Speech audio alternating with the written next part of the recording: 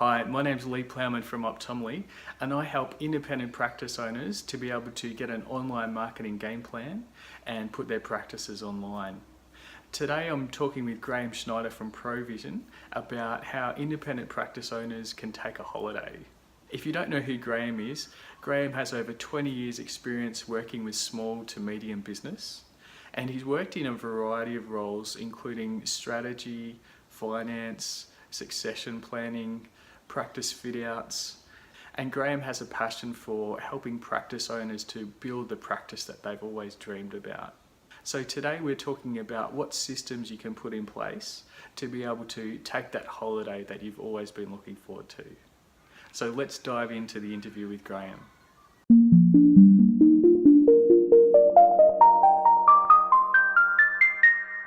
It's a pleasure to welcome Graeme Schneider today, Business Development Manager at Provision.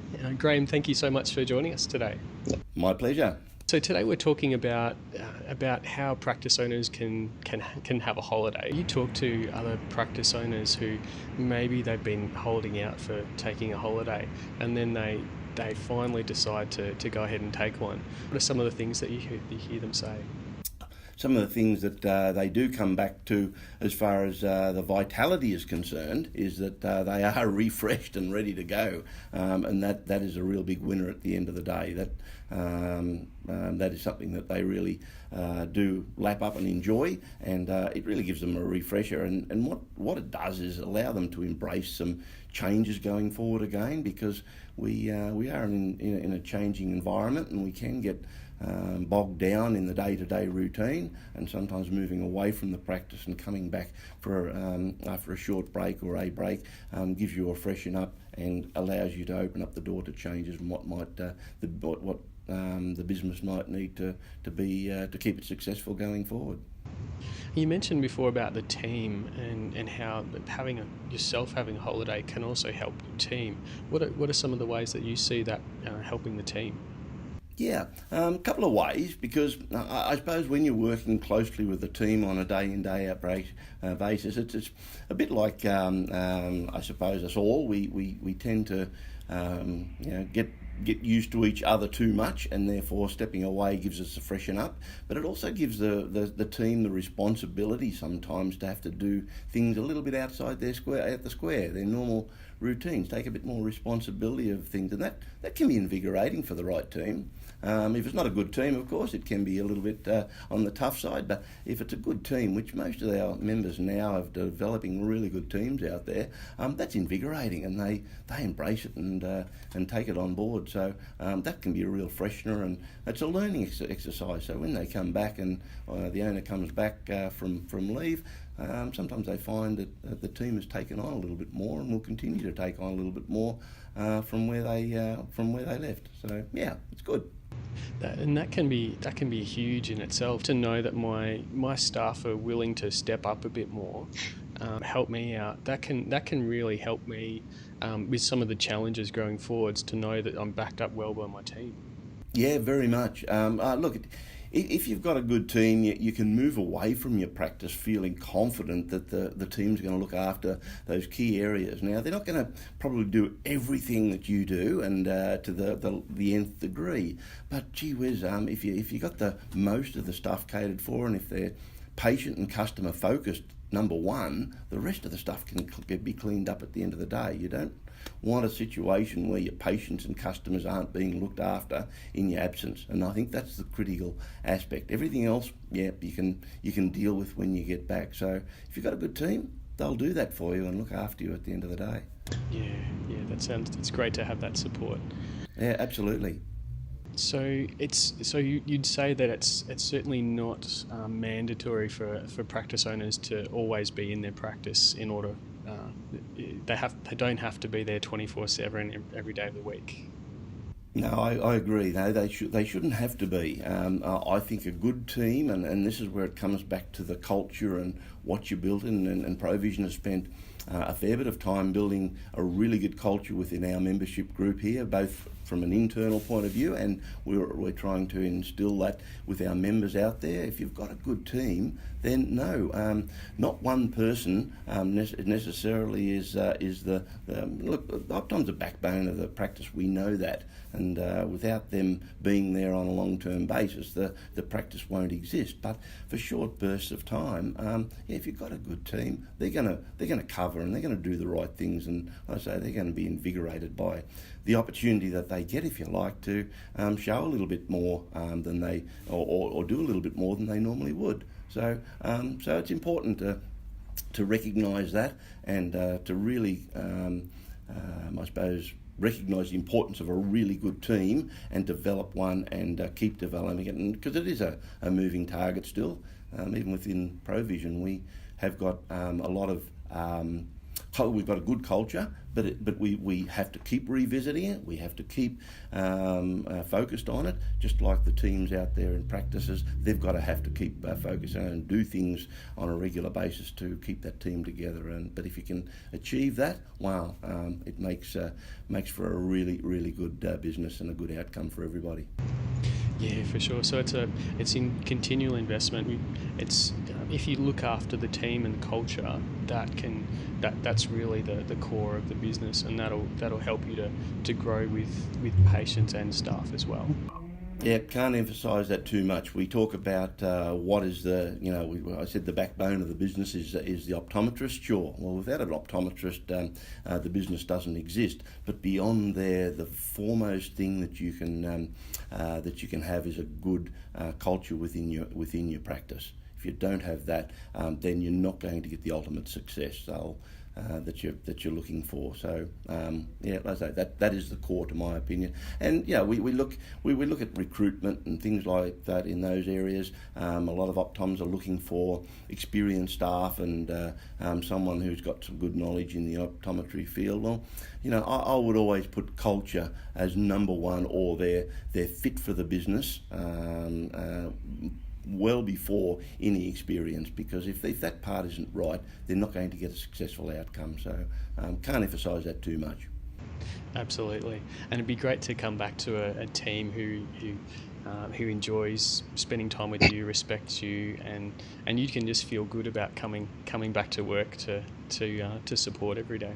Yeah, very much. If you've got that relationship with your team, they're going to be embracing you when you walk in. Oh, welcome back. That's fantastic. Great to have you back. And you're going to feel good about that. And that's the same with any of them that go on holidays. You welcome them back. They feel good about it. They feel refreshed, but they feel really welcome and back in their environment again, which is invigorating for everybody. So that's the culture. That's what you got to start, and that's the starting point for a really good outcome for your business, I believe. So tell me about what are some of the options that private practice owners have for taking a break, for getting to recharge themselves? They're limited when it's a sole practice. If you've got more than one optom, then that's that's working in a practice. That's a little bit different. But if we're talking about sole practitioners, it's a pretty tough one, because you've got locums that you can bring in, and there's always an unknown quantity, and there's no reflection on locums directly, but it's not their business, so therefore they're not going to care for that business to the same degree. You've also got other challenges where patients are used to the one optom being the owner, and won't necessarily, they'll defer their appointment to rather than coming and seeing a locum. I will say one thing: we've got a program and that we've started up, which is the I'm just trying to think what it is now. The alumni program. Sorry, I couldn't think of that. The alumni program, and that is something where we have retired optoms who are still working or still within the industry, who are still members of Provision, but they are out there who treat a practice that they move into just like their own. So how nice is that to have? And we're progressively building that group. The trouble is they're hard to get because everybody wants them. Well, we're still trying to build that group. So you could bring in someone who is in this alumni program to be able to look after your practice while you're away, and that is working really successfully because they know and appreciate what it's like to run a practice. They have done that for many, many years, so they are really treating that like their own and looking after the staff and the customers as they would of their own business. So that's a big plus. But not everybody can get access to that, so therefore you've got those other challenges that come into play where you've got limited opportunities. Some optoms just don't bring locums in. They have shortish breaks, and patients will be backed up, and they'll work their butts off before they go, and they'll work their butts off before when they get back to get through the backlog and what have you. And it's like everybody, a couple of weeks back, they why did I take that holiday? You know what it's like. It's you get inundated with it, so it's a bit of a toughie, but that's what sometimes they do. So the opportunity is limited unless you start to look at your practice a little bit differently and possibly restructure how it works for you. For sure. Yeah, that's some really good points. And it's amazing to hear about the alumni program. That's innovative from Provision. Yeah, that's come along with when we a couple of years ago we put together some really good documentation and some guidance for our members on succession planning. And that involved even some optometrist members that gave input to this to bring it together, because we can bring it together, but if you haven't got someone out in the field there, then it loses a little bit of its effectiveness, and some good ideas are presented or have been presented through that. And one of those came out was this alumni program. Our members that have been with us for so long, they're such good members, still optometrists, still practicing out there because they've sold their practice and they're winding down to retirement. Why aren't we utilising that and still engaging with them going forward? So that's what we're doing, and we're using them as for referrals, if you like, for young optoms, mentors.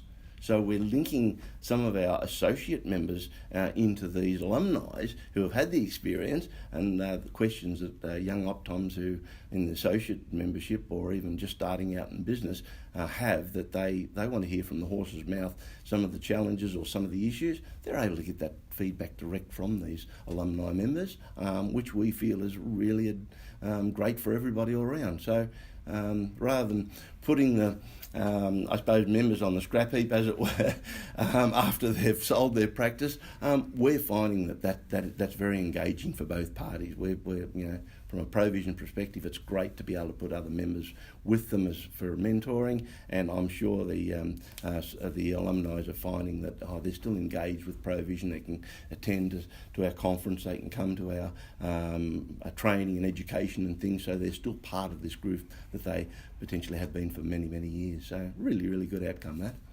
And it's almost like a working holiday for some of the alumni as well. Yeah, very much so. We've got a couple that are prepared to go anywhere. They'll go country and head up, what have you, and they find that is fantastic because they're finding their new areas, new locations, places they maybe haven't seen before, and they're so that experience for them is awesome. And then you've got obviously the other side of the fence where the owner optom is really feeling confident because they're looking after everything. And look, we've had obviously the alumni going and living in the houses of the optoms to look after the watering of the garden and making sure the dog's fed and watered and all those sorts of things as part of the package. So it really makes a great outcome in that environment. So not only is the business being looked after, but the home is as well. So great outcome. Mm. That's great. I look forward to doing that if I was in that boat. So yeah, no, it's a good one. So going back to the solo practitioner who maybe they've had a couple of short breaks and they're just yearning for something that's a little bit longer, what are some of the options that they can start planning for that can help them to achieve that? Look, we've just gone through the process, and again, this came out a little bit out of succession planning when we did it 2 years ago.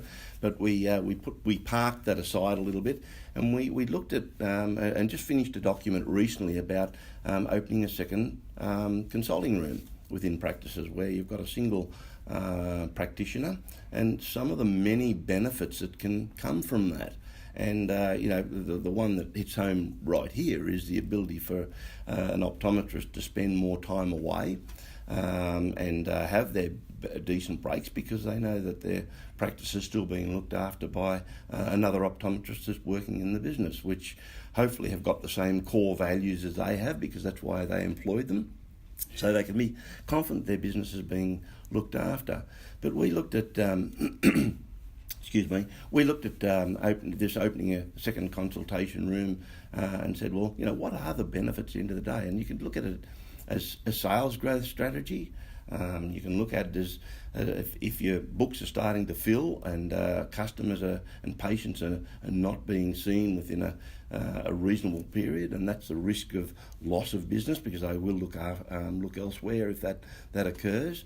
There's a ability to bring in new services and in the area of ortho-K or even behavioural. There's lots of the specialisation that we spoke about earlier on dry eye treatment and things. Well, they're the sorts of things that you can bring in as a little bit more as associated services or extra services. And as independents, I think it's super important to have those extra strings to your bow. The corporates don't have that same focus as we go forward as a general rule. So as a point of difference, independents need to think about that and work that. And this is a great way to be able to introduce those additional services, along with the many other benefits that come from having a second Optom room. So this document we put together also allows for what ifs. So there's lots of numbers crunching, and there's a spreadsheet that we've prepared that you can say, well, what's it going to cost? What's it look like? And what sort of return do I need to get to make sure I can cover my costs and then grow the business and what have you. So there's lots of advantage of bringing in a second consultation room and bringing in a second Optom to work with you. And the big one, of course, is to having that holiday and what have you. But it's also a work lifestyle. As you appreciate, as we go forward in life, we don't want to be working 6 days, 7 days a week type scenario. And I don't think too many of our members are, but they're working sometimes 6 days, and they work their 5 days pretty solidly through the week seeing patients, and then they've got to still find time for book work and do all those extras that you do as a owner. So you need to have that balance, and opening another room to your customers and bringing in a really good Optom, and quite often they can be young blood, if you'd like to put it in that way, that can reinvigorate the practice too. They have a little bit different thinking. They are quite what can I say? They are quite vibrant in their approach in a lot of instances, willing to try new things and wanting to try new things, and that can be really, really good for a practice. And what it can also lead to, we found, is potential of succession planning, and that's where we raised it initially in a succession plan. It can also be someone who comes in and all of a sudden really works well in the practice. It can lead to a partnership and then a potential fully buyout at the end as you go forward. So that is a great succession plan for a lot of our members, and particularly in more country locations now as we go forward, the need to be able to develop a succession plan really early in the stages is important, because there's not everybody wants to live in country locations and to relocate from the city to the country. So when an Optom that comes along or is available to work in those locations, they might be very comfortable in those locations. It's a great succession plan if you've got that second Optom room to bring them in, then to start maybe focusing on a succession plan down the track for them or for yourself to be able to move forward to sell your practice in due course. So As you can hear, Lee, lots and lots of different things there, but lots of advantages that that you can look at. And like I say, if you want to look on the more pleasurable side, it's not just about business growth and making your practice more valuable. It can be succession planning, lifestyle, and then these nice holidays that you can take during the way, which is really makes life more enjoyable at the end of the day. Absolutely, and we're at the time of this recording, it's winter time, and we're talking to patients who are heading to Queensland for their warmer weather holiday, and so it hits home at the moment. Yeah, so how many optoms would put up their hands? Hey, gee, I wouldn't mind a piece of that, but unfortunately they're locked into their business because it is a dreary time of the year down here, and we're certainly struggling to get through it. And the good part about it's only a couple of months away, and we'll see some really great weather, and off we go again. But yeah, it would be nice to join a few people up north in that nicer environment. Absolutely, yeah. So the practice, it's almost like having a second room. Someone's invested initially. They've started practice from scratch, or they've bought the practice from someone. That there's that initial investment, but adding a second optom room, it's almost like the second investment that'll drive the practice on. Yeah, very much so. It can be.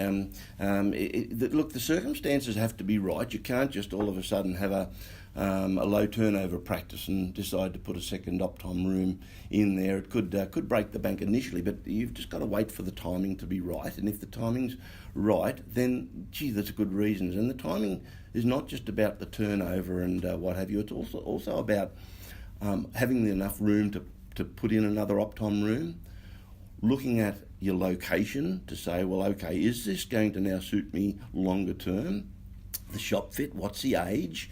And is it time to revamp?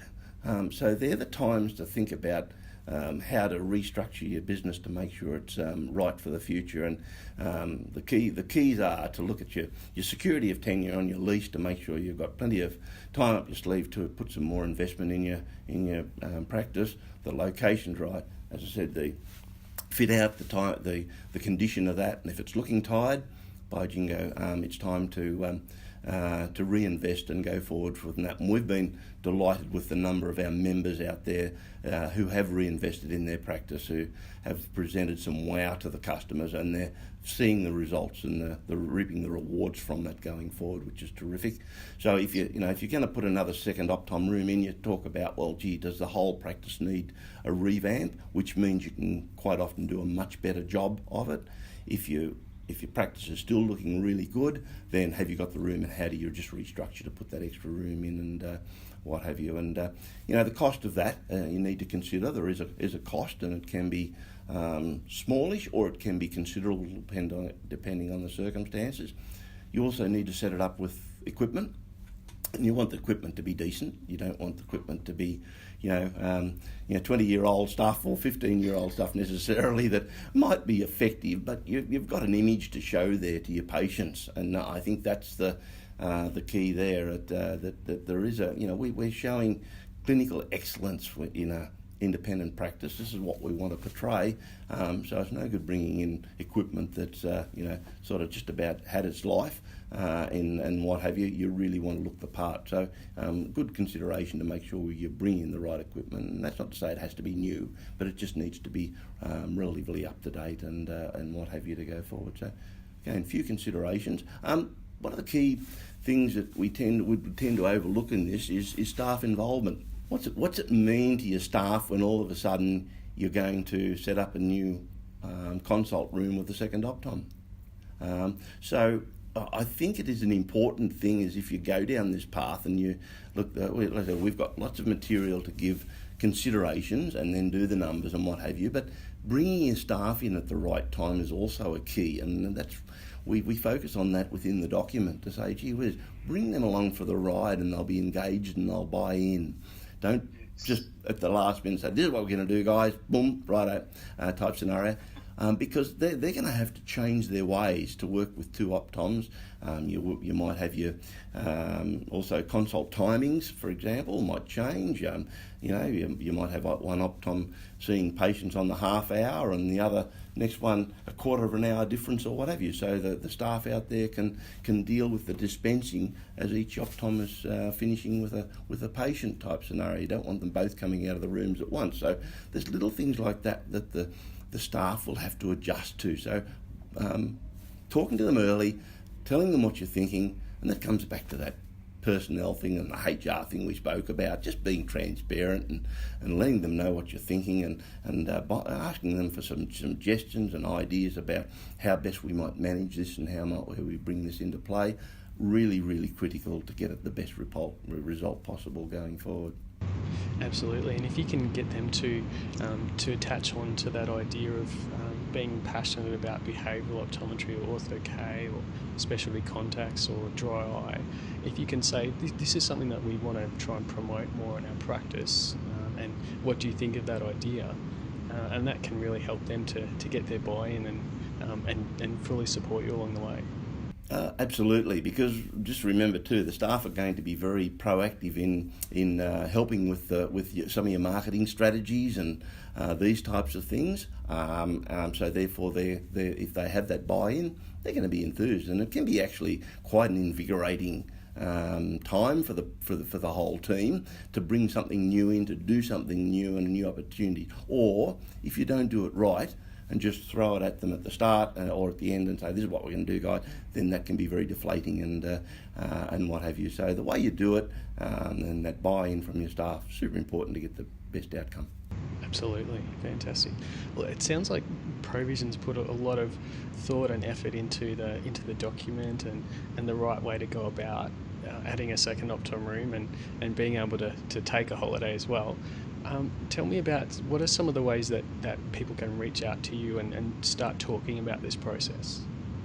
Okay, well, obviously as within our membership group, they know where we are, who we are, and pick up the phone and discuss it any time and what have you. But we'd also encourage, if you're an independent optometrist out there in today's world and you're not aligned, you're probably sitting out there like a little bit like a sitting duck and ready to be bowled over any time. And we encourage them to align themselves. And I think Provision's from our perspective, and I think our members' perspective, is the way to go, because we're not just a buying group. We offer so much in so many different areas, and this is just one example where we've seen a need for example, succession planning, more information in that regard to assist our members, to talk to our members about how to structure a succession plan and what is best outcome for them.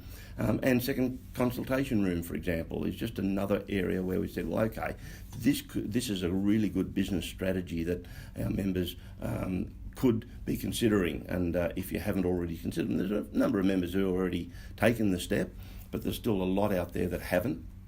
And so we've developed something as a thinking document, a starting document, and obviously for them to talk through to me with about what that means to them and how best to implement if that's what they want to do. So we've got also business coaches that will talk to our members about that. As a non-member, gee, we'd love to hear from you, because as an ongoing basis, so we have got a suite of aspects that we offer in marketing and in every aspect of business you can think of. We offer support in that area, and you don't lose your independence. I think that's the key, that we occasionally get a non-member thinking, well, we've got to change our branding, or we've got to do the same old as what everybody else is doing. No, that's what we're on about. We're about keeping that independence. So you never have to change your name. You'll always be the branding that you want to be, and we will promote and help you to become your best you can with that branding. So it's very personalised, and we adapt things, and this is where excuse me, from Provision's perspective, it's been challenging to produce so much variety, or to be able to deliver exactly what our members need when our members need something different from from one to the next to the next to the next. So that's where we think we have done a fantastic job to be able to deliver those aspects for them, and keep them independent and have individual ideas that are right for their business and what have you. So be really keen to speak to anybody about the potential of opening a second Optom room, or engaging about membership and these sorts of things going forward, because we have got a lot to offer. Absolutely, it's incredible suite. I've seen some of the practice fit outs that Provision's done, and they're just amazing. Some of the best looking practices, and I know you've been involved with several of those too, Graeme. Yeah, it's been exciting because it's and look, I've been blown away by a couple of our members out there that you think, they're quite conservative and in their approach, and they've been around a long time. With what they have produced, they've gone with the flow. They've allowed the designer to take them down a road, which we've got a good designer, for example, who understands optometry, and I think that's a critical key too, where it's just not a retail designer that'll blow you away with all the bells and whistles. They link it to optometry, which is the clinical side of it, which is really important. If you don't get that, you'll have a dysfunctional layout of practice and not a great result. So we've got a great designer that we've worked with now for 5 or 6 years to be able to get that expertise in that corner, and our members have been prepared to go down the path with them, and because they introduce stuff from left field and some thinking that our members wouldn't normally go with, but they have, and they've got some phenomenal results. So I've been blown away by our members saying, gee whiz, they've really moved into the next century, as it were. They've really moved into the area of understanding that this is about what the customer wants and what they really need to make them feel good, and allow the designer to take them on this journey. And it's been phenomenal, some of the results, and their figures are showing for it, by the way. We've seen some great outcomes in some figures and growth of the business just by showing a little bit different profile and making the customers feel good when they walk in the door. Absolutely. It sounds like an amazing experience, and great for the practice owners as well. Yep, very much so. And it's from our point of view. It's you talk to me about what's rewarding, why we enjoy in this area. That's the sort of thing that is really good from my personal perspective, to see a member take that journey and get a great result and feel good about it at the end of the day. That's pretty rewarding. And they'll often ring you up and just say, Graeme, thank you so much for your help. It's been been amazing. Yeah, again, that's another thing that's blown me away. I do get some really good feedback about the support I get, whether it be shop fits, whether it be leasing, for example, is another key area where they're, how often do they deal with leasing, for example? Once every 5 years if they're lucky, and who becomes an expert in that period of time. So I've had members just throw the stuff to me and say, here you go, Graeme, would you look after this for me? More than happy, because I keep them. I never make a decision without referring back to them, but I'll take them, I'll do the hard yards, I'll get in there with my boots if need be, and sort it out. Particularly these larger shopping centres, they're pretty tough stuff to deal with, and they'll push around the little guy if they think they can. So I get in there and help them, and really come up with some great results. And there's hundreds of thousands of dollars I've saved for members over a period of time now, with just things that they don't understand. And if they're going to a new site, there's I had a testimonial recently where they said, I just didn't know what I didn't know.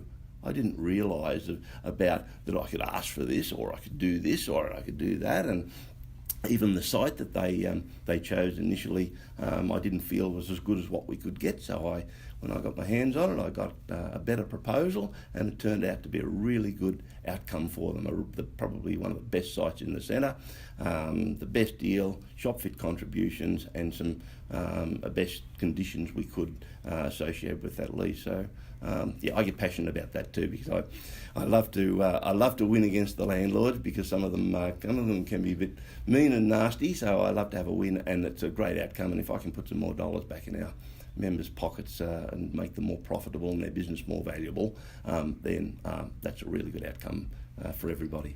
Absolutely, it sounds really rewarding, and those extra dollars can make the owner even more comfortable about taking that holiday they've been looking forward to. Yeah, very much, and it also frees them up to reinvest in their clinical equipment. And we know how passionate they are about all that clinical stuff and what have you, which is fantastic. So if they've got some extra dollars at the end of the day that comes into them, then they put it into their super, they reinvest it in their shop fit, they reinvest it in their equipment or what have you. And like I say, the ultimate thing is that if you've got a good lease with good terms and really good conditions, then that's going to make your practice so much more valuable at the end of the day. So lots of reasons in that area. So probably we digressed a little bit there in that area because we're talking a little bit about opening a second Optom room today, but that's another area I think I've helped so many members, and I get some really, really good feedback from members on that, which they do appreciate, and I do appreciate the feedback too. Absolutely. Yeah. That's great.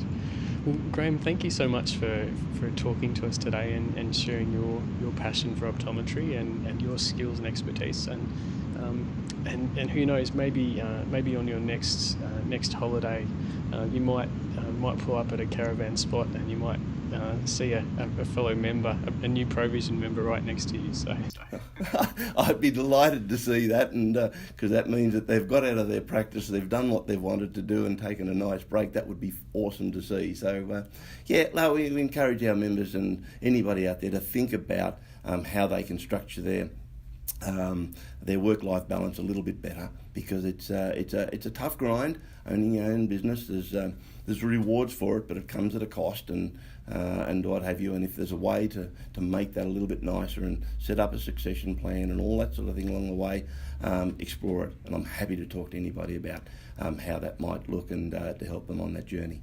Fantastic. And could you give everyone your contact number and email address, Graeme? Yeah, sure. My